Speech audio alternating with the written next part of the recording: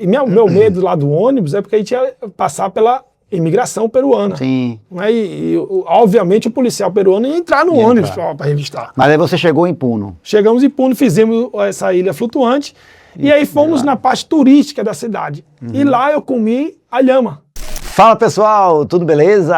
Eu me chamo Paulo Emílio e estou aqui no comando do podcast Vida IMD.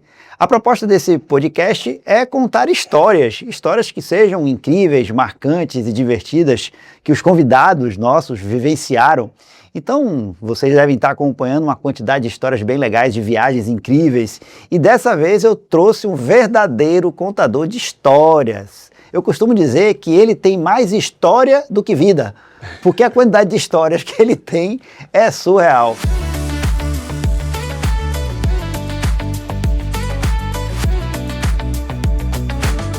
Eu queria apresentar para vocês o professor Roberto Taboada. É ele mesmo. Palestrante, especialista em liderança e desenvolvimento humano, um amigo, um parceirão. E é um cara, de fato, que tem tanta história que eu falei, cara, não vai caber nessa conversa do podcast. Vamos tentar selecionar 2 histórias, pelo menos, aqui para a gente poder puxar nesse bate-papo. E a ideia é a gente conversar um pouco sobre, pelo menos essas 2 historinhas aí, uma de uma viagem incrível e inesquecível que o Roberto fez para Machu Picchu, sim, mas eu estou reduzindo essa viagem, ele vai contar daqui a pouco a viagem toda, e uma outra experiência aí já na vida profissional de uma viagem para Mossoró. Mas aí depois a gente entra nesse detalhe. Roberto, obrigado aí novamente obrigado você, Paulo, pelo convite. Né? Maravilhoso. Bater esse papo de contar história, coisa que eu não gosto muito de fazer. Você está inventando não aí. Gosto, Eu não gosto de contar muita história, não. Boa. E verdadeira, viu, gente? Verdadeira. Não tem uma mentira contar nessa história. É tudo verdade. E eu tenho testemunhas. E fotos. E parece até que é mentira, mas não é. É pura verdade. Quer dizer que essa coisa de você ter mais história do que vida é verdade também. Você viver a vida intensamente, né, Paulo? Incrível, marcante e divertida. Exatamente. Você acaba criando grandes histórias. E dessa vida você vai levar as histórias. As coisas marcantes que você deixou nas vidas das pessoas e na sua. Exatamente. E me fala, Alberto, vamos começar pela história que eu entendo que é uma história incrível, que é essa viagem para Machu Picchu. Muitas pessoas têm vontade de fazer. Sim. Eu mesmo sou uma dessas pessoas que falo, putz, tá aí uma viagem que eu teria vontade de fazer, um trekking, né? Vamos fazer novamente. Eu quero fazer novamente. É uma viagem incrível. E aí, vamos lá, você fez, para chegar em Machu Picchu especificamente, fez uma viagem bem maior. Me explica como é que foi esse processo. Você começou por onde? Em 2005, olha, tem 21 anos que a gente fez essa viagem. Em 2005, um colega falou assim, ligou para mim e falou, e aí, setembro para novembro, você está fazendo o quê? Eu digo, tô aqui e tal, vou fazer o quê? Ele, vamos fazer uma viagem, vamos conhecer Machu Picchu. Tá. E era um sonho conhecer Machu Picchu, meu sonho, pessoal. Né? E aí falou, vamos. Aí ele levantou toda a parte financeira, toda a parte, porque Machu Picchu é um parque fechado, então tem capacidade de carga de pessoas, então é tudo agendado com muita antecedência. E aí ele fez Você precisa agendar primeiro lá para depois comprar passagem, né? Exatamente, porque você precisa saber o período que você pode entrar. Você pode entrar. E sair, você não pode permanecer lá. Né? Certo. Então você tem que entrar no parque, faz a trilha ou vai de trem e sai da região. Aí ele programou tudo com guia, aí você contrata uma equipe, quando você vai fazer a pé, né? De Cusco a Machu Picchu, 45 quilômetros, a gente fez a pé. Tá. Mas não é um a pé, como eu fiz uma vez, né? E toma história, viu? Que esse mesmo colega chamou e falou assim, você tá fazendo o que esse fim de semana? Eu digo, nada não. Ele, bora pra Morro de São Paulo. Eu digo, bora. A pé. Então saímos de Salvador a pé, atravessamos o ferry a pé. Tipo, pegamos uma Kombi, fomos para a última parte da ilha, né? A última vila da ilha, Itaparica. E de lá a gente pegou um barco que fez a travessia pra gente para o continente, que é o G6, e daí você anda 32 quilômetros, 35 quilômetros pela praia, fazendo a travessia do rio Jequiriçá. Se tiver vindo muita água, aí você tem que pedir ajuda aos você pescadores. E o mesmo amigo que foi para... Aí já tinha uma turma maior, ele mais 4, né? E quem é esse amigo? Rogerinho e Ratinho sempre vai, que é o Flávio Galdense, sempre vai junto, porque Rogerinho bota ele no espalho para poder comprovar. E aí fizemos essa em Morro de São Paulo a pé, que foi um treinamento para fazer ela foi até depois, né? Depois a gente fez Machu Picchu, porque Machu Picchu surge Machu Picchu, mas na verdade ela cresce a viagem. Né? Quando a gente programou toda a Machu Picchu, aí quando fomos olhar, valia muito a pena financeiramente conhecer a Bolívia. E na Bolívia você tem duas atrações muito fortes. As montanhas da Bolívia e o Lago Titicaca, que divide Bolívia e Peru.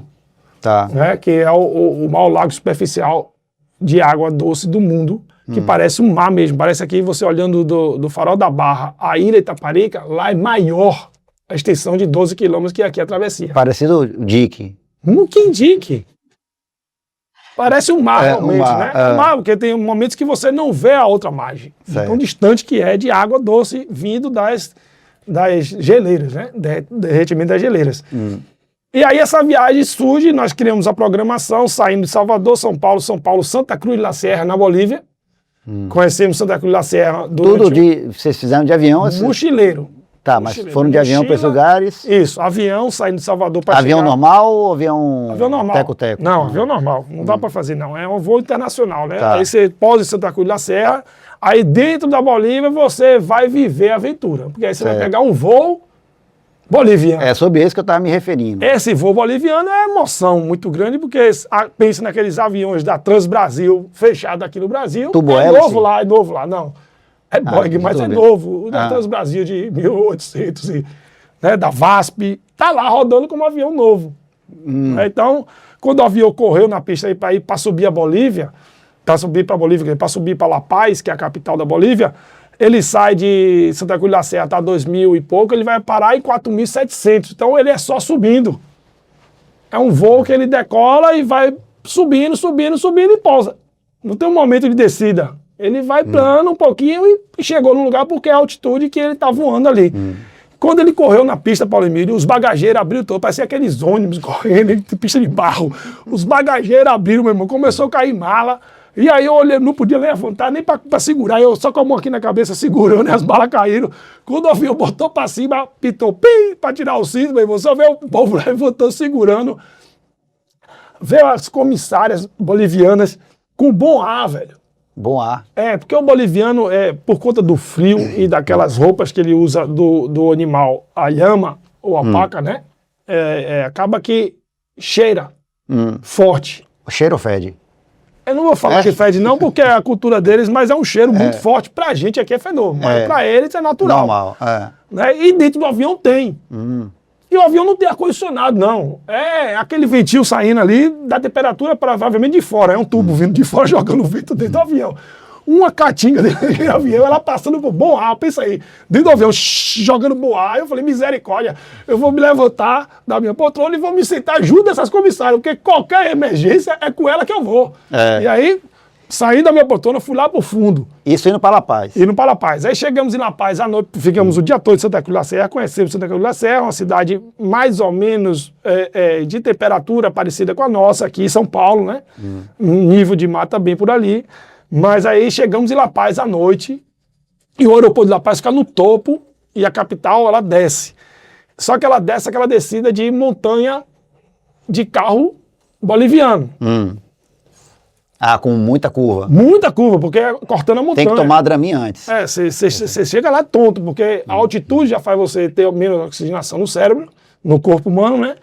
E você, quando o carro desce, o motorista, ele quer descer correndo para voltar para o aeroporto, porque o dinheiro dele é esse traslado. Então ele desce, meu irmão, como se já conhecesse aquilo ali, conhece mesmo, fazendo as curvas apertadinhas, e tudo lá é uma besta, né? Que a gente chama aqui, aquele carro besta que veio uma vez para o Brasil.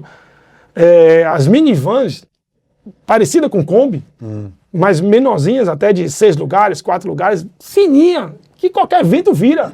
E o cara descendo a montanha, você já chega lá. Aí nós chegamos em La Paz à noite, na recepção. Já tem lá o boliviano, que é aquele povo diferente, né? Parece até com esse menino que tá ali, ó. Tá, um negócio grande assim, acima do pescoço, né?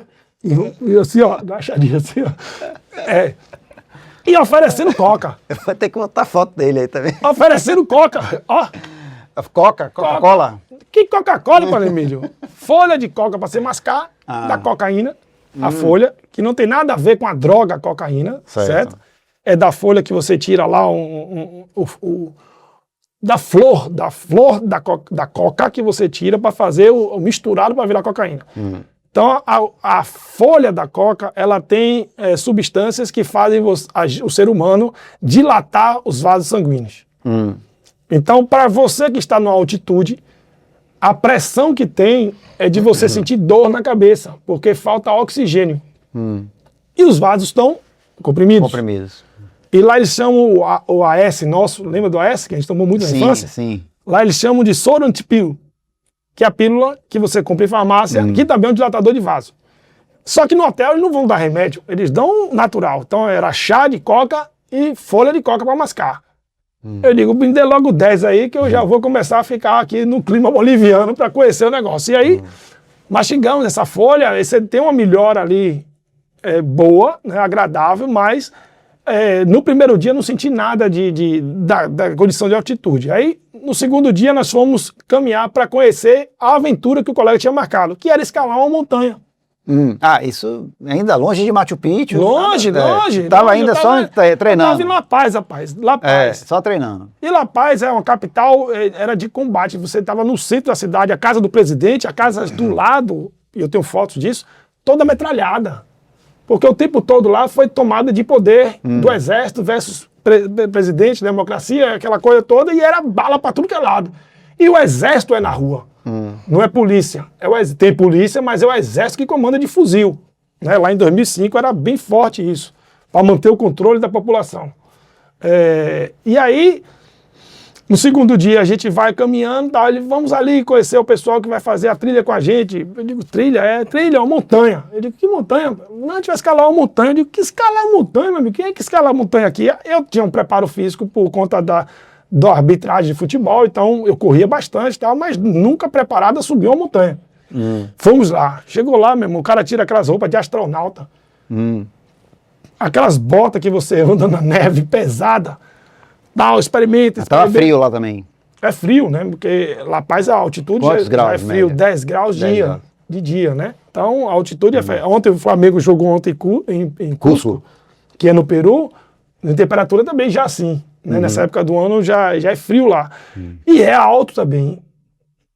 E aí, lá experimentando a roupa, no experimentar da roupa, Paulo Emílio, vestir aquele macacão e tirar o macacão, vestir aquela bota, tirar aquela bota, aí eu senti altitude. Só aí, nesse movimento, eu vi, gente, eu não estou aguentando aqui. Imagine subir uma montanha. Cara, não, vai ser ótimo o guia, né? Vai ser ótimo, tranquilo, você vai até onde puder. Eu digo, tem quantos que ficaram nesse até puder? Né? Aí ele, não tem nada disso não, vamos, a gente vai de carro a 4.500, La Paz estava a 4.700, então a gente saía de La Paz, ainda descia um pouquinho a 200 metros, parava numa base a 4.500 e o primeiro pico era 5.200 e o último pico era 6.800 metros. Zorra? Alto. Lá tem muitas montanhas. 6.800? Que é toda no gelo. Né? E aí as fotos são muito curiosas, que a gente levou. Tinha um amigo nosso que escalava a montanha, Gustavo Belitado, Boné. Já era profissional fazendo isso. E aí, e os três aqui eram amadores total. E ele treinou bastante, contratou guia e tal. E a gente não fazia nada disso. Aí criamos uns cartazes dizendo, né? Frases para ele, né, mostrando que a gente era poderoso, que a gente conseguia e tal. E para alcançar o topo. Só ia abrir o negócio se alcançasse o topo. E aí marcamos a viagem, conhecemos La Paz dividida entre índios, descendentes de índio e índios, versus uma população um pouco mais rica, mas uma capital muito pobre, né, parecendo as casas dessa região dos índios, uma favela no Rio de Janeiro, né, muito pobre mesmo.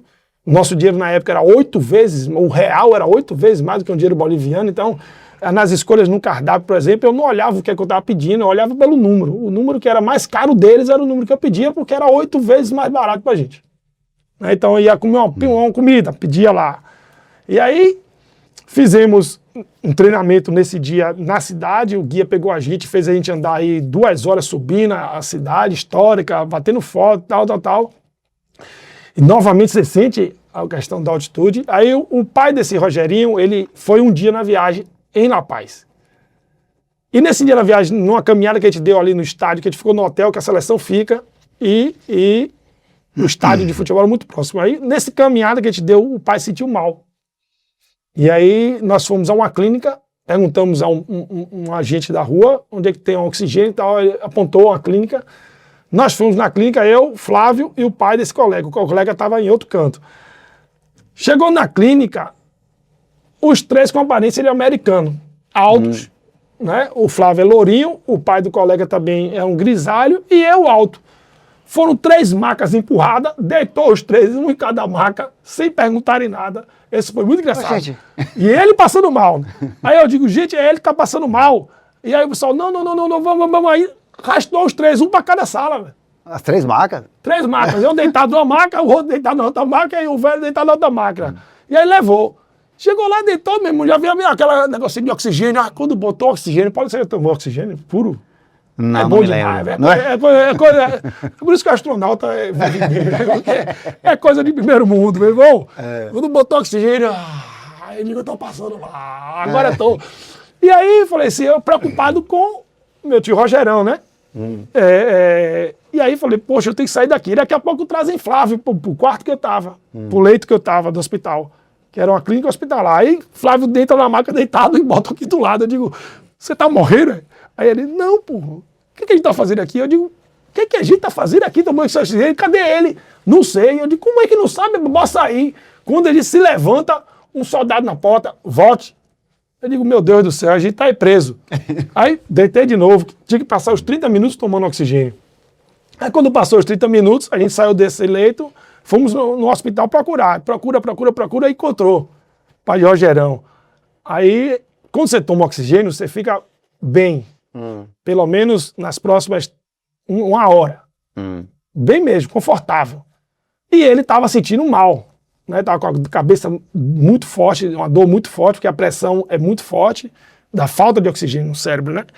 E aí ele saiu bem. Então saiu bem, a primeira coisa que ele falou, vamos comer um boliviano, que é a comida que eles fazem lá em todas as barracas, como aqui uma água de coco, aqui um queijo coalho, lá é o boliviano. Então o boliviano é a coisa maravilhosa e original. Né? Não é o nosso de aniversário de Cristo, que tem um boliviano aqui. E aí pronto, paramos numa barraquinha, tomamos um boliviano, pedimos uma Coca-Cola, eu digo, pronto, velho, agora tá ótimo, tá fantástico, bora treinar. Aí fomos treinar e no terceiro dia foi a montanha. Fomos pra montanha. Chega na montanha, paramos o carro que o guia alugou, uma Land Rover. Quando eu saio desse carro, Paulo Emílio, esse lugar devia estar fazendo uns 3 graus, a 4.500 metros, 4.700 metros. Digo, meu Deus do céu.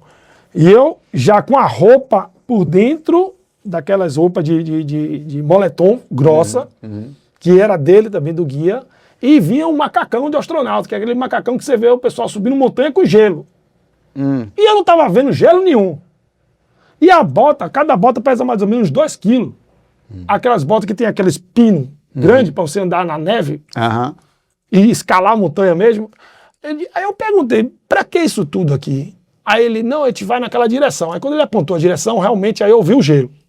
Eu digo, a gente vai chegar lá naquele lugar, ele, muito próximo. Se vocês aguentarem, a gente chega. Que era de 6 mil e levar porrada. Aí, e o colega falou para ele, falou, é tranquilo essa viagem, viu? Porque esse aqui é atleta de futebol, esse aqui apita jogo de futebol, esse aqui corre e nada todo dia, então tá todo mundo muito bem preparado. E o guia veio com essa ideia. Aí pronto, vestimos, comemos lá um carboidrato, ele aí dá o kit de sobrevivência para cada um, que é um kit de alimentação e mais um kit de socorro, de fumaça, alguma coisa assim, cada um leva, e começamos a caminhada. Realmente o lugar é lindo, é um dos atrativos turísticos da Bolívia, de La Paz, é ir nesse lugar, porque... Você lembra o nome do... eu tenho aqui, a região e o pico é o pico do... Vamos lembrar, ele tem o pico Jachalame, que é o Pico lugar. Jachalame. O que é que acontece? São várias montanhas com muito gelo. E o derretimento desse gelo forma lagos embaixo. E a cada 200 metros você vai subindo, você vai vendo um lago. E o último lago, antes de chegar ao que a gente chama do mundo sem vida, que é a 5.000 metros, não tem mais vida. Não tem mais nada de vida. Você não vê um verde, não vê mais nada. É só rocha, só pedra. E ali que a gente levou um cartaz e tava lá uma foto nossa dizendo: aqui acaba o mundo dos homens. Porque de 5 mil para cima, você não vai ver nenhuma vida. Só o avião passando muito perto de você, que é o que está indo para La Paz. E La Paz está 4.700, então ele está passando muito próximo ali para pousar. E aí, você vai vendo lagos lindos. E esse último lago é um lugar fantástico. E aí também tem, durante esse processo, porque é um atrativo internacional de montanha, tem aquelas cabanas que tem suprimento para uma avalanche, alguma coisa assim que você tem que ficar ali isolado. Então, eles deixam... Fica vazia para se alguém precisar, né? Porta, né? Com a porta mais aberta, mas lá tem kit de socorro, tem um rádio, tem tudo para você funcionar, um salvamento, né? Porque pode acontecer um entorse do pé, né? Então, você não pode beber água, você tem que levar cloro, porque se acabar a sua água, você for pegar água da montanha, eles não deixam você beber aquela água, que na verdade não é indicado você beber, porque tem alguns animais, a lhama principalmente, que fazem sujeiras, defecam na montanha. Então pode vir bactéria naquela água e você se contaminar e acabar com tudo. Então eles levam pílula, cada um da gente tinha várias pílulas de cloro, porque caso necessitasse de um kit de sobrevivência, você ia ter que beber água, e aí você joga dentro, espera lá dissolver, sacode. Tá, mas aí vocês seguiram, subiram... E aí, vamos lá. Tal, saiu de 4.500, então, quando chegou a 4.700, tudo lindo. E nada de montanha. Até então, para mim, era uma caminhada plana, levinha, subindo. Quando chega em 4.800, que é nesse último lago, que é lindo, lindo, lindo, o lago é azul, por conta do céu, a imagem nuvem branca, eu bati cada foto linda. O guia aí pergunta se está todo mundo bem, fazemos ali o primeiro carboidrato, para poder dar energia, e aí sim aponta para a subida. A subida ao primeiro pico, que é de 5.300 que a gente chegou, é de 4.700, 600 metros. Então, é menos de 1 quilômetro. Só que é 1 quilômetro assim, 600 metros subindo. E aí vamos aí naquela empolgação, tal, e aí vai levando. E aí quando a gente começa a subir a montanha realmente valendo e acaba o mundo dos homens aos 5 mil, começa a faltar muito oxigênio. E aí você está mastigando muita folha de coca, já tinha tomado o soro antipil, que é o AS, e você mastiga muita coca. Só que a falta de oxigênio faz seus músculos também não reagirem mais. E o meu medo não era não chegar, o meu medo era não conseguir voltar. Porque não via ninguém, não passava ninguém. E a caminhada era de 4.700 a 5.300, 4.500 a 5.300. Relativamente curta. Curta. Só que isso perdurou 3 horas subindo. Até mais, 3 horas e meia subindo. E aí para lá em cima 30 minutos e tem que descer. Por conta das nevascas que acontecem no topo desse lugar. Aí pronto. Chegamos a 5.100 metros. O pico estava a 200 metros da gente. Visualmente muito próximo. Só que o Flávio passou muito mal nesse lugar. Ele parou, falou assim, eu não consigo, eu vou parar. Vão vocês, que dá muito próximo, né? Visualmente estava muito próximo. Vão vocês e eu fico aqui aguardando. Aí o Rogerinho, que é o que armou tudo isso, na empolgação danada, eu vou. Aí o guia, calma, você não pode subir sem um acompanhamento.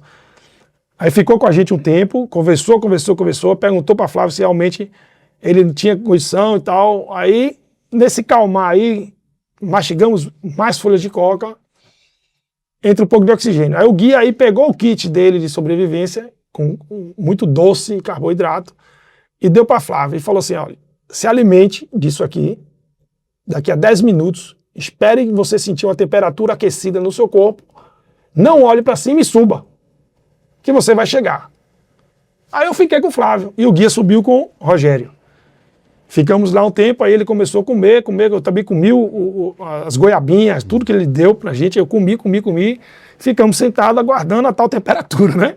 Com aquela roupa toda, tudo muito aquecido. Aí eu falei, Flávio, eu tô sentindo o pé, tô sentindo as mãos, né? Funcionando, aquecerem. E aí, ele fez bora. Aí pronto, não olhamos nem para cima e subimos, alcançamos o pico. Quando ele chega lá, o Rogerinho tá acabado no chão, sem oxigênio, vomitando, porque realmente você passa muito mal. E ele fez isso 200 metros rápido para chegar. E aí a gente chegou com muito mais energia, porque a gente se alimentou. Tinha parado. E se alimentou, estava com mais oxigênio, mais energia dentro do corpo, né?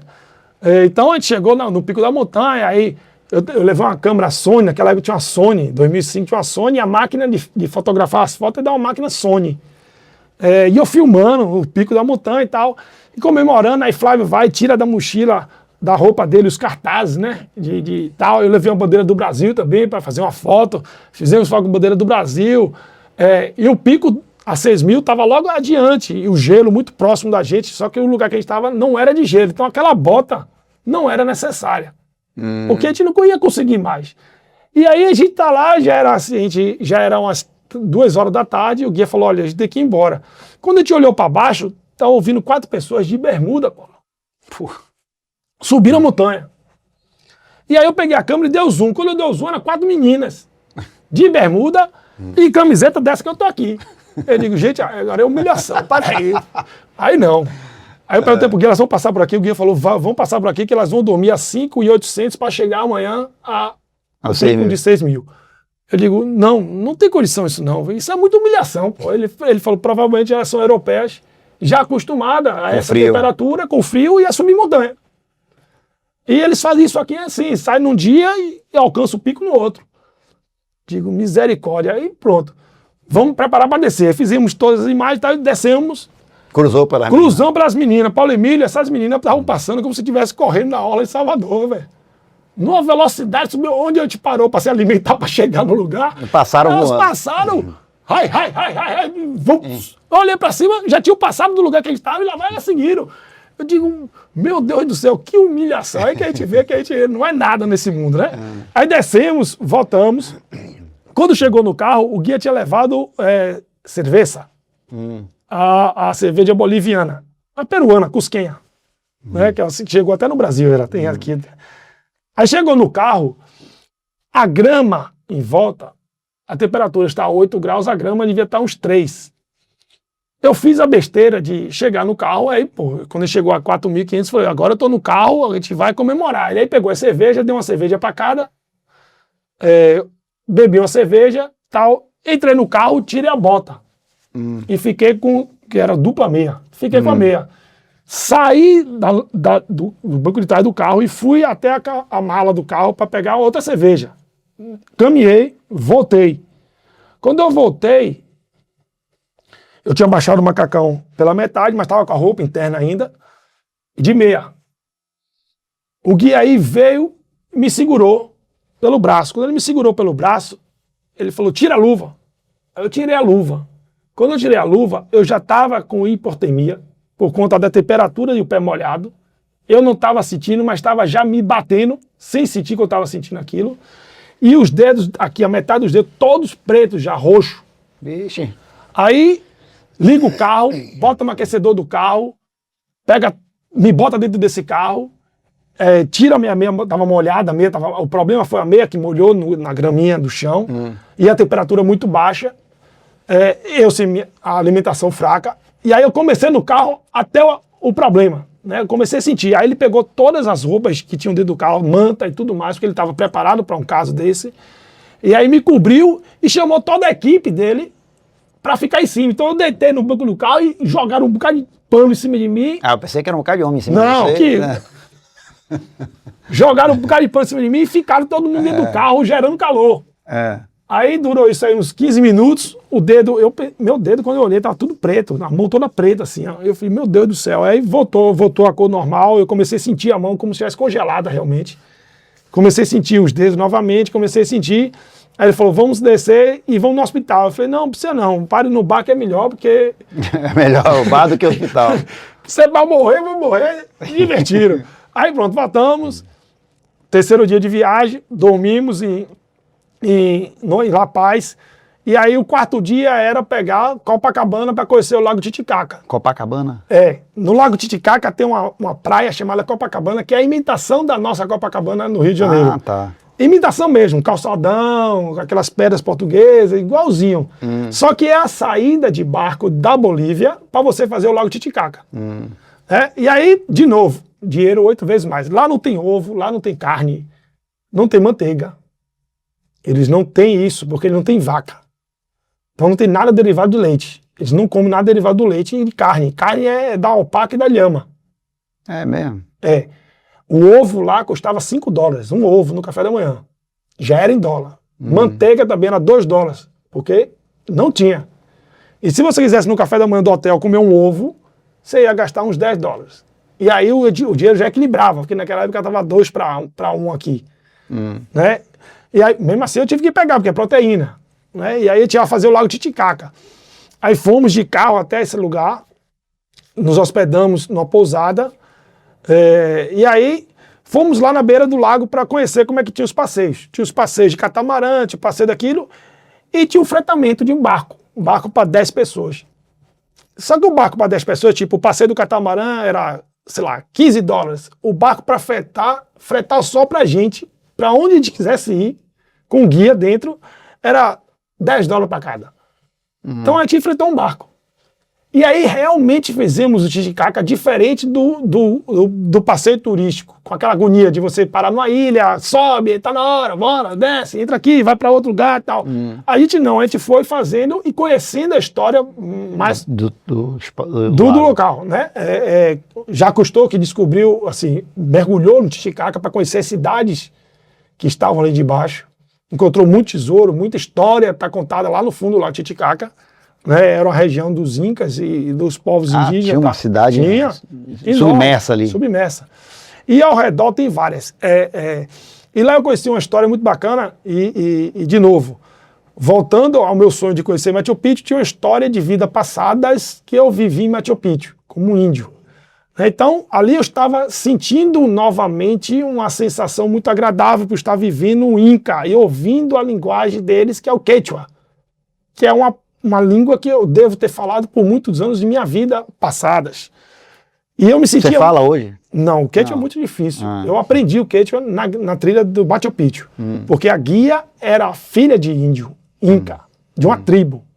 E aí eu pedia para ela, era espanhol, e eu pedia para ela falar comigo em Quechua. Falava espanhol e traduzia para o Quechua para eu aprender o que eu estava falando. E na tribo... Quando ela me apresentava, que a gente, nessa tribo de Machu Picchu, a gente parou em várias tribos, ela tinha acesso ao pajé da tribo, ao líder.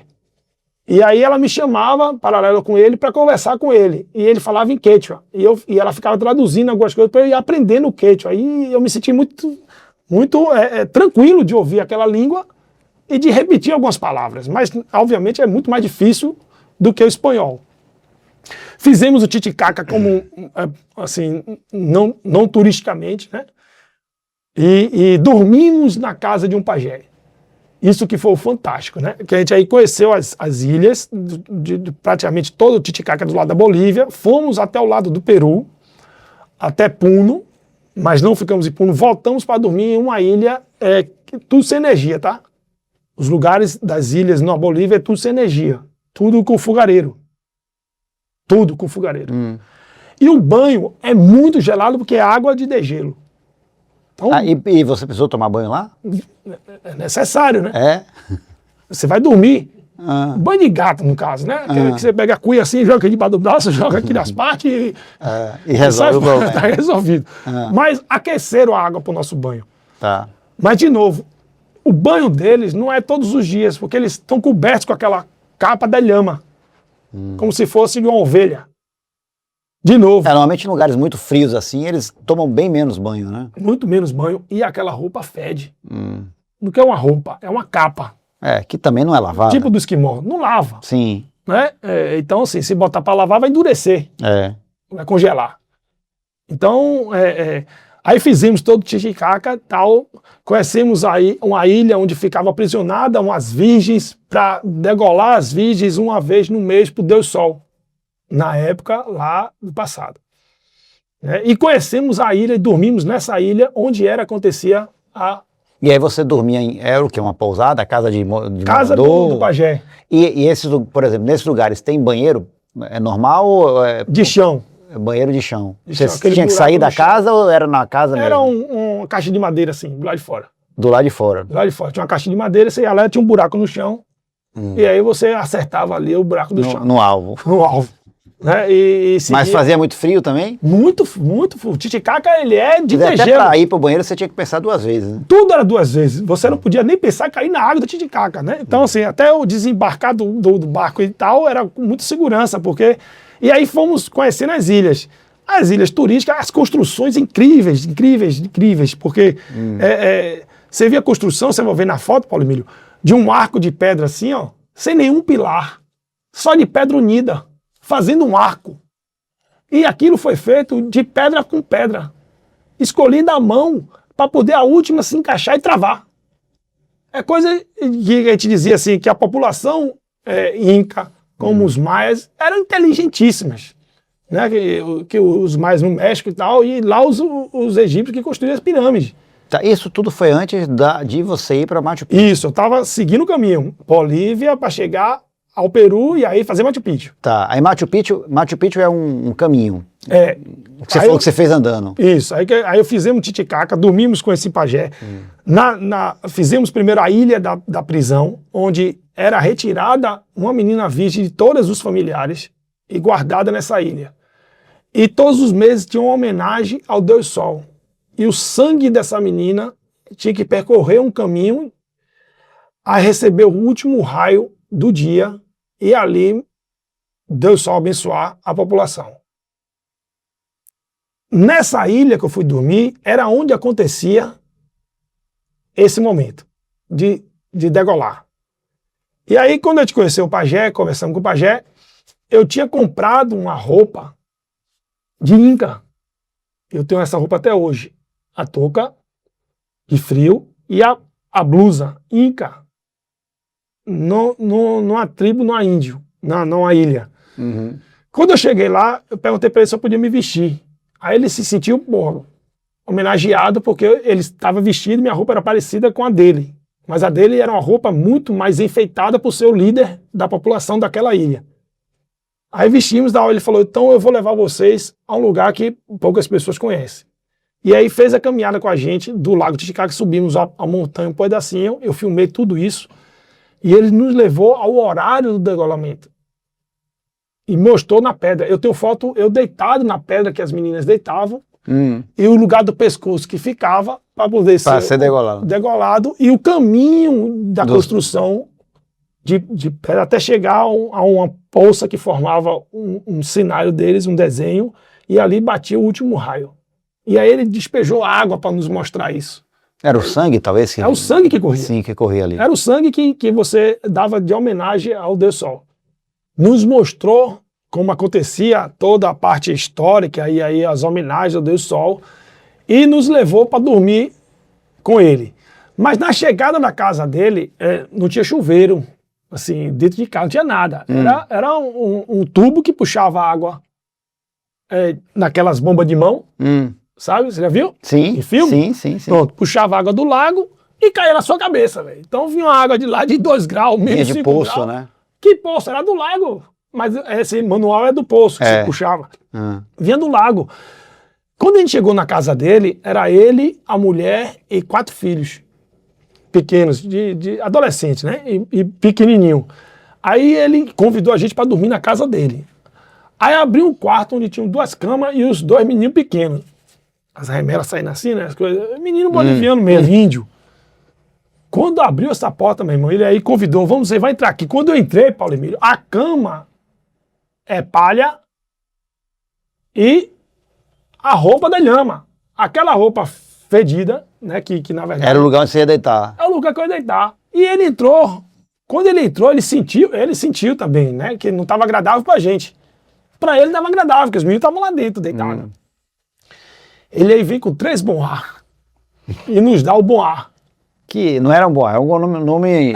Isso, mas tipo aquele spray parecido, spray de cheirinho. E pediu pra gente colocar na cama. Aí foi lá, tirou, tipo lençol, mas não é o lençol, é a manta da pele da lhama, do pelo, né, verdade, e botou outra nova, mas do mesmo jeito, do mesmo cheiro daquela roupa que molha e fica fedendo. E aí, meu irmão, tem que dormir ali.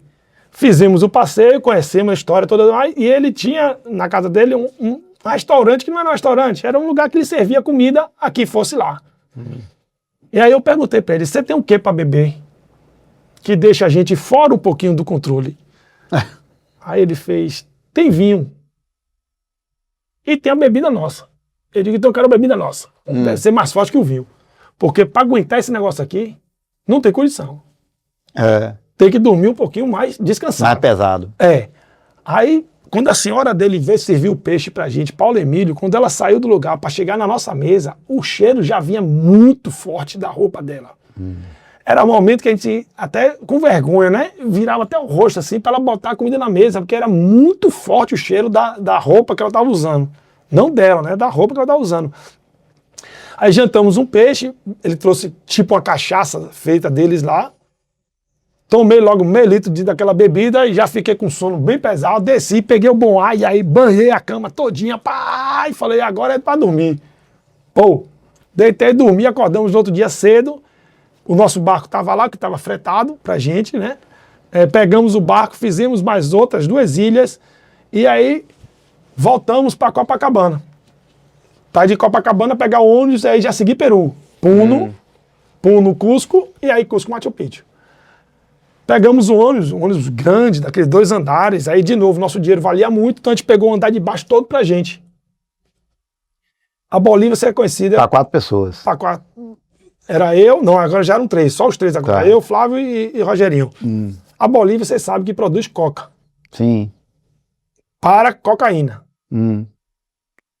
E aí, a gente enfrentou a parte de baixo do ônibus. O ônibus saía de 7 horas da noite e chegava em Cusco em Puno amanhecendo o dia. Fizemos isso. E a gente estava do lado de Puno de barco, mas nossas coisas estavam no hotel em Copacabana. Se a gente soubesse, a gente levava as mochilas tudo, a gente deixou no hotel. Voltamos, pegamos esse ônibus. O ônibus me para de madrugada num lugar, no meio da estrada, e 3 pessoas abrem o nosso compartimento pela porta de fora e começam a colocar caixas com tablete enrolado de bege. Eu digo, pronto, estão botando cocaína aqui dentro do nosso lugar. E se esse carro parar lá na frente, daqui que a gente vai explicar que não é nosso, a gente tá preso. Aí eu desci do carro, do ônibus, de madrugada, um frio horroroso. Aí eu falei, Flávio, vem cá, Flávio. Eu preciso de você, porque você entende muito mais rápido a língua desse cara. E esse cara não vão falar com a gente calmamente. E aí fui no motorista. Aí bradei no motorista, bradei. Aí o motorista foi conversar com os caras. Aí os caras reclamando e tal, que tinha que ser ali, que ali era o lugar seguro do ônibus. Aí o motorista arrumou um cantinho diferente, uma portinhola lá no fundo, onde eles levaram esse produto que eles botaram lá, que era uma encomenda para alguém que ia receber lá em Uno. E aí fizemos... E você não sabia que era cocaína ou não? Não sabia. Eu vi as caixas e o tablete enrolado. Na nossa visão, que a gente tem de filme, é coca. Mas eu não sabia, ela levou para outro canto. E aí fomos lá para Puno. Puno é onde tem as Ilhas Flutuantes. Você já ouviu falar nas Ilhas Flutuantes? Não. É lindo também. É uma cidade pequena, com igrejas. Também igrejas que tem lá o Deus Inca e o Deus, nosso Deus, Jesus. E aí, na beira ela alcança o Titicaca. No Titicaca, os Incas constroem deixa eu pegar aqui o nome da palha. Qual é a palha que eles têm lá? Eles constroem as Ilhas Flutuantes. E as Ilhas Flutuantes são essas palhas de totora. Totora. É uma plantação deles que ela nasce na água. Tipo aquelas Vitória Régia, mas é alta. Sim. É alto, um negócio alto. E forma no final tipo palha de coqueiro. Eles entrelaçam aquilo ali e ela boia. Só que eles entrelaçam por muitas vezes. Então eles fazem várias camadas para virar uma cidade. E eles moram nessas ilhas flutuantes. São feitas todas de palha. E é tudo dela, a torre, as casas, tudo é feito com a totora. E é muito interessante. Eu tenho foto desse lugar também. E aí a gente foi nesse lugar para conhecer as ilhas flutuantes. Conhecemos as ilhas flutuantes. Você andando na ilha, você sente o pé afundando, mas não chegando na água pela camada que tem de proteção. Que tem. Eles têm também um cuidado de você não se aproximar pelas bordas, que é onde é mais fino, e aí você pode cair no lago. Né? E aí você conhece uma civilização que que ainda vivia em 2005 ao modo indígena dos Incas, né? Então, assim, é claro que ele tinha lá ilhas que eram metade atrativo turístico, mas a outra metade você via a população trabalhando, fazendo a vida dela. Sim. Né? E aí, como a gente estava com um guia que era local, ele acabou levando a gente para dentro da civilização da ilha. Então a gente viveu as pessoas trabalhando, as crianças indo para uma cabana, que era a escola. Ele apresentou coisas diferentes para a gente. O que você está falando, inclusive eu lembrei até de uma conversa que eu tive com outro entrevistado, que ele falava da diferença de ser um turista e ser um viajante. Sim. E que o turista, ele quer ir nos lugares principais só, tirar foto e tal, e o viajante, ele vivencia efetivamente a experiência da viagem. Exatamente, era o que a gente estava fazendo. A gente estava, em todos os lugares, estava vivendo a experiência. E em Puno, eu jantei em Puno, que a gente dormiu em Puno para ir para Cusco. Puno já é em Peru? Peru, já está no Peru aí. E meu medo lá do ônibus é porque a gente ia passar pela imigração peruana. Sim. E obviamente o policial peruano ia entrar no ônibus para revistar. Mas aí você chegou em Puno? Chegamos em Puno, fizemos essa ilha flutuante e aí fomos na parte turística da cidade. E lá eu comi a lhama, filé de lhama, que é aquele animal típico da região. Parece entre uma mula e um cavalo. Né? Um filé gostoso, inclusive, eu adorei aquele filé.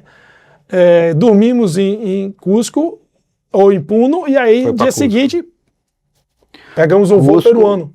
Ah, tá. Aí pegamos um voo menor, vai de avião. E aí vai de avião para Cusco. Tá. Posamos em avião Cusco. Menor. Mas menos aventura do que a Bolívia. A Bolívia era muito pobre. Ainda continua sendo um país ainda que precisa de muita ajuda. Apesar de ter petróleo. Cusco, pelo que eu vi, é uma cidade, assim... Sim. Quem era Cusco? Para os Incas. Era a capital Inca. Ah, tá. Então, Cusco, historicamente, tem muita riqueza. Riqueza mesmo. Lá era a capital Inca. Certo. Então, a cidade é construída toda pelos Incas. Obviamente, já é outro tempo, tem construções atuais, mas a maioria do que todos os povos incas construíram ali era a capital. E de Cusco para Machu Picchu é a caminhada de quantos dias? Por que Machu Picchu surgiu? Os espanhóis, quando vieram para a América do Sul, e eles vieram dizimando os índios. Aqueles que não queriam obedecer eram mortos. Então, a população, e aí o rei Inca, o pajé Inca, o líder daquela comunidade toda, viviam nos seus palácios lá em Cusco. Na região de Cusco. Eles fugiram para dentro da floresta e construíram vários vilarejos difíceis de ser alcançados para despistar os espanhóis e ter vigilância. Posições mais altas, né? E ter vigilância. E no topo de uma montanha que dizem que é uma montanha vulcânica, ele construía a cidade de Machu Picchu. Tá. Lá embaixo da cidade, um rio, e aí a construção é fantástica. Ele diz que eles trouxeram pedra do outro lado do rio, e o rio é violentíssimo, porque é um rio de descida de água de neve, que é montanha muito alta. E é muito forte, o rio é muito gelado. Como naquela época a população conseguiu desviar o rio, atravessar pedras gigantes e quebrar essas pedras para construir os tijolos perfeitos. E as fotos que você vai ver depois é onde o pajé andava, o líder andava, a pedra ela é polida. Polida. Com que máquina? Naquela época. Polida, Paulo Emílio. Você passa a mão na pedra, no corredor que ele andava pela cidade, onde ele andava a pedra era polida. As outras pedras eram porosas, porque era rocha, partida e formado tijolos. Como é que eles partiam e formavam um tijolo? Tão perfeitos. E outra, como é que eles poliram esse caminho? Né? Então, dentro de Machu Picchu, você tem um conhecimento que uma população muito mais inteligente do que a nossa, com muito menos tecnologia, viveu naquele lugar. E essa população desapareceu. Tá, mas aí só para eu entender, para você chegar em Machu Picchu, você fez andando. Isso, chegamos de Puno para Cusco, chegamos em Cusco, nos hospedamos no hotel, fizemos a parte turística da cidade de Cusco. Cusco tem uma igreja onde tem 2 altares, o Deus Inca e Jesus. E o Deus Inca, ele é moreno, né? A cor do índio peruano, ele é moreno. E é uma das igrejas do mundo que foi permitido pelo catolicismo permanecer 2 imagens de deuses. O Deus Inca e o Jesus. Então, assim, os incas ainda vão a essa catedral, e é linda essa catedral. E Cusco deu uma noite muito badalada de turista, porque é muito jovem mochileiro que chega a Cusco, porque é de Cusco que sai trem para fazer Machu Picchu, e é de Cusco que sai os ônibus que vão levar você ao início da trilha para fazer a pé. De trem é o quê? Quantas horas? É horas, você faz em 3 horas. 3 horas então de é trem. confortável. Dá para fazer um bate-volta, se quiser. É bate-volta. É bate-volta. Tem que ser bate-volta. Ninguém dorme em Cusco. Ou em Machu Picchu, ninguém dorme. Mas e caminhando? Você pode dormir em Águas Calientes embaixo. Caminhando, são 45 quilômetros que eles fazem 4 dias. De Cusco até Águas Calientes. De Cusco até Machu Picchu. Machu Picchu, direto, caminhando. Você chega por cima da montanha. Ah, tá. Quando você vai de trem, você chega por baixo da montanha, para em Águas Calientes, pega um microbus que chama, e aí ele sobe aquela montanha. Tá, e quando você vai andando, você pode descer e dormir em Águas Calientes, por exemplo. Isso. Você fez isso? Você fez andando? Fiz andando. Então, assim, a caminhada que era para ser de 4 dias, 3 noites, a gente fez em 2. Mas você fez em quantos quilômetros são? 45. A gente 45 fez 24, 24, por dia. 23. E dormindo onde? Aí pronto. Na trilha, você contrata, é obrigado a você contratar os carregadores, o acampamento. Por quê? Porque eles vão correr na sua frente. Eles montam o acampamento para receber vocês. Você chega e já está tudo pronto. Todo o material, inclusive a alimentação.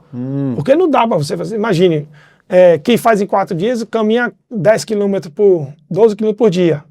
A gente fez 25, 23. Boa caminhada. Farol a farol aqui. Mas não é caminhada farol a farol que você faz aqui, não. Sim. É subindo montanha assim, inclinado. Barril. Muito difícil. A gente estava aclimatado por conta da Bolívia.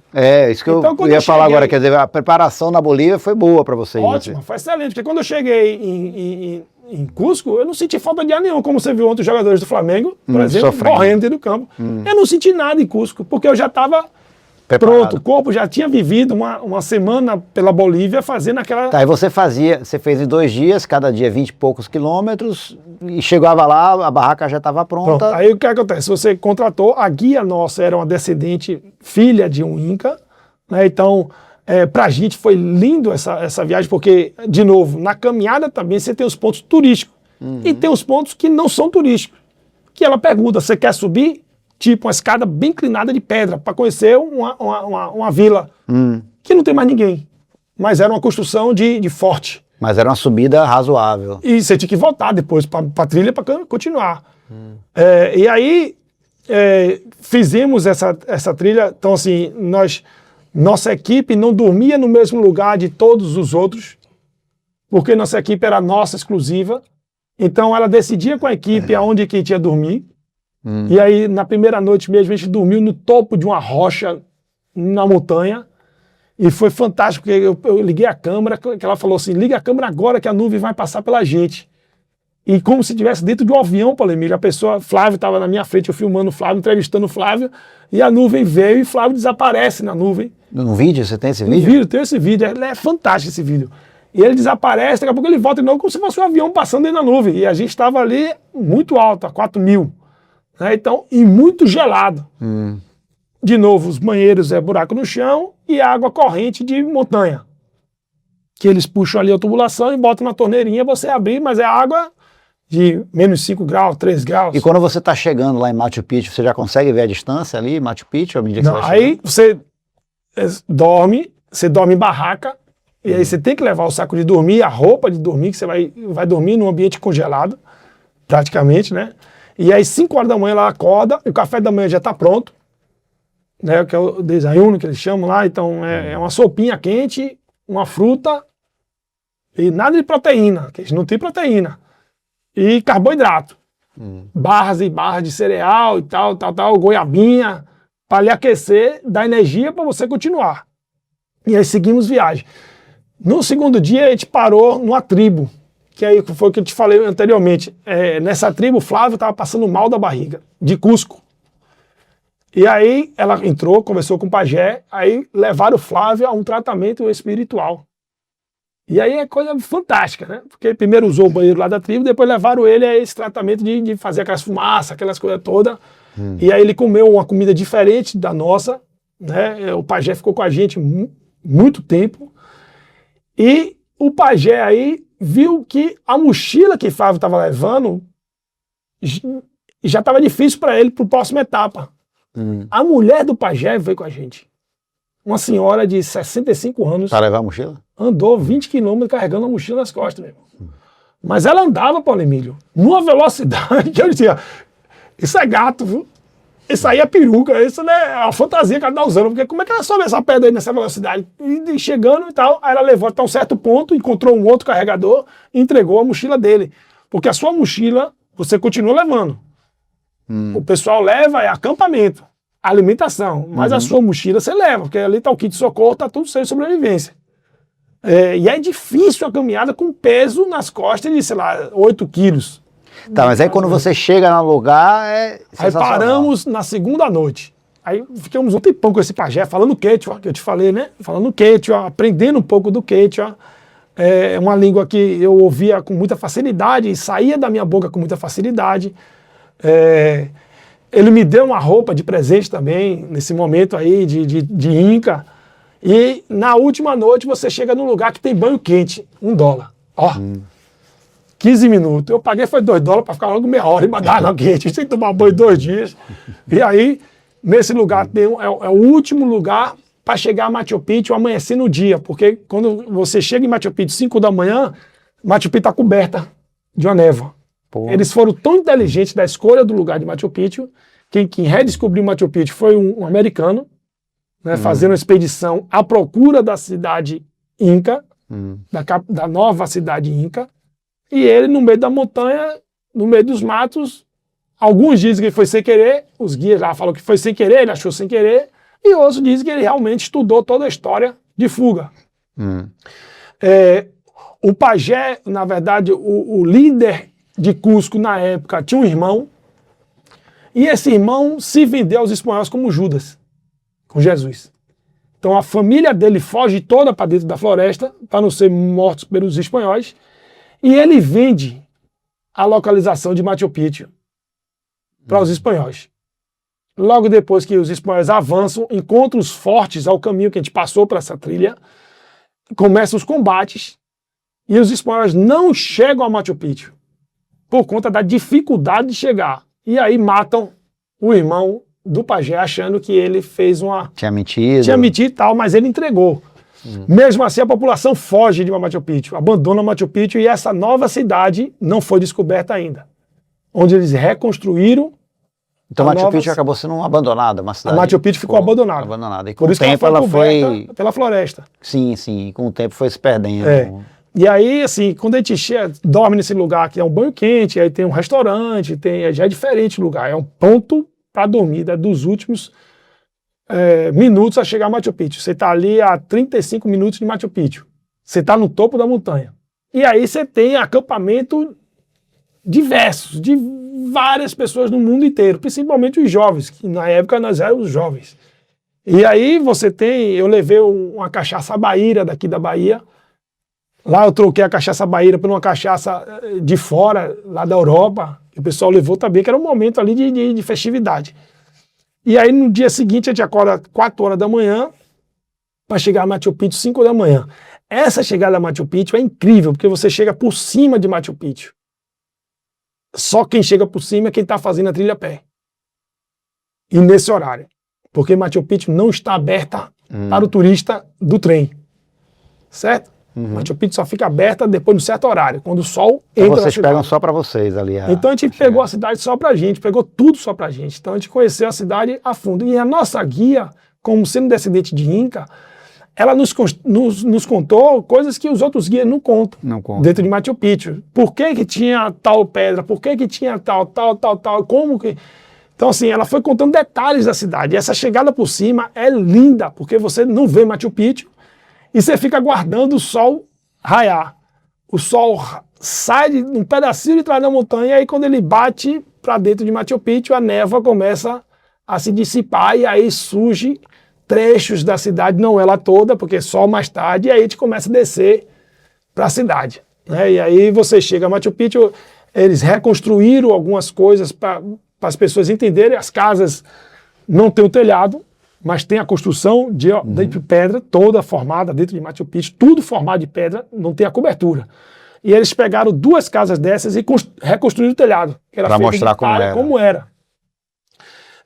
A construção de queda que você vê em fotos de um jardim gramado foi inteligência de irrigação, porque quando chove muito na região, a água não ia descer direto na montanha, levando a produção agrícola, que é que eles comiam bastante. Então eles fizeram em camada de queda, e cada camada de queda tinha um córrego que, na inteligência da sabedoria deles, a água que passava por essas camadas estava sendo filtrada. E ela, quando corria por esses caminhos de pedra, ela chegava a um poço, um piscinão que eles construíram para ser a água deles. De beber. A água deles de tomar banho, de se alimentar, de ferver com fogo, né? Eles ferviam muito com fogo o alimento. E aí tinha um local, esse local eu tenho foto também, que era assim do líder da astrologia da cidade. Uma pedra parecido tipo um forte redondo, uma construção tipo forte redondo com 4 janelas. E dentro dessa construção tinha um local que ficava uma pedra brilhante. Eles sabiam a estação do ano, ao início da estação do ano, por aquilo. Por ali. Como? O sol nascia e o raio entrava por uma janela, batia e saía as cores por uma janela, pelas outras janelas, e aí eles sabiam que estava começando o verão. Na outra estação, o sol já estava em outra direção, entrava por outra janela, batia na pedra e já saía outra cor. E aí eles sabiam que estação estava para poder plantar. Sensacional. Né? Agora, me diga uma coisa, Alberto. Dessa viagem toda, eu queria que você me falasse o seguinte. Dessa viagem toda, na sua cabeça, assim, qual foi o momento mais inesquecível, marcante, que se você pudesse contar rapidamente, nesse momento, dessa história, qual foi o momento mais incrível seu, na viagem toda? O momento mais incrível foi quando a gente dormiu na Bolívia com aquele pajé e conheceu a história contada por ele, das meninas virgens dada como homenagem ao Deus Sol. A chegada a Machu Picchu é uma imagem que eu tenho até hoje, é incrível. E o caminhar dentro de Machu Picchu, passando a mão em um lugar que provavelmente, e eu tenho certeza que eu vivi ali. E o que eu senti dentro de Machu Picchu foi uma tranquilidade espiritual absurda. Algumas pessoas têm medo, inclusive, que é uma energia muito forte dentro de Machu Picchu. Muito forte mesmo. E eu senti uma tranquilidade muito boa de caminhar, passando a mão na parede, sentindo Você realmente... é espírita, né? Sou espírita. E sentindo realmente que tinha algo meu ali naquela cidade. E de eu sentar num lugar e ficar fechando os olhos e sentindo todo aquele lugar, o som e tudo mais. E aí, lá pelas tantas, Machu Picchu aberta a turista. E aí vão escola, vão isso e aquilo. No Brasil estava acontecendo uma novela com Fábio Assunção, que ele tinha um personagem chamado Renato Mendes. Era um cara que usava terno preto, um cabelo louro, Fábio Assunção é meio dourado, né? E meu cabelo estava grande, muito parecido. Os peruanos viam essa novela. E aí eu estava caminhando para o Machu Picchu, veio uma professora me perguntar se eu era o tal do Fábio Assunção. Eu sou Fábio Assunção de olho azul. Aí o colega gritou de lá, né? Vem mentira. É ele, da Globo. Falei, Emílio, você tinha que ver, tinha uns 60 meninos e meninas de uma escola. E vieram... Eu virei a atração de Machu Picchu. Pararam de tirar foto de Machu Picchu e toda hora vinha tirar foto comigo. Do Fábio Assunção. Não era celular, era fotografia mesmo, de máquina, né? E aí eu abraçando o grupo aqui, e até então sem entender. E aí quando eu parei, eu falei, o que é que negócio é sério? Aí o cara falou, tá achando que você é da Globo, pô, você é da novela. Olha a foto da novela aí, ó. Você é da novela. Eu digo, para aí, rapaz. E a guia aí dando risada, a guia que tava com a gente, dando risada e tal. E aí esse momento foi muito engraçado, porque para eu desvincular essa história, demorou, porque quando eu saí para ir para a área de construção de Machu Picchu, onde eles pegavam as rochas gigantes e partiam elas em mini pedaços, em Cusco, por exemplo, se você for essa viagem, você vai chegar a uma construção que tem a menor pedra trabalhada do mundo, segurando uma muralha. Se ela for retirada, a muralha cai. Então, assim, você vê pedras quadradas de 10 metros quadrados, 5 metros quadrados, 3 metros quadrados, e você tem uma aqui do tamanho do seu dedo mindinho. Segurando ali. Agora, como é que eles chegaram, com que ferramenta eles chegaram para poder trabalhar e ela está apoiando uma pedra gigante?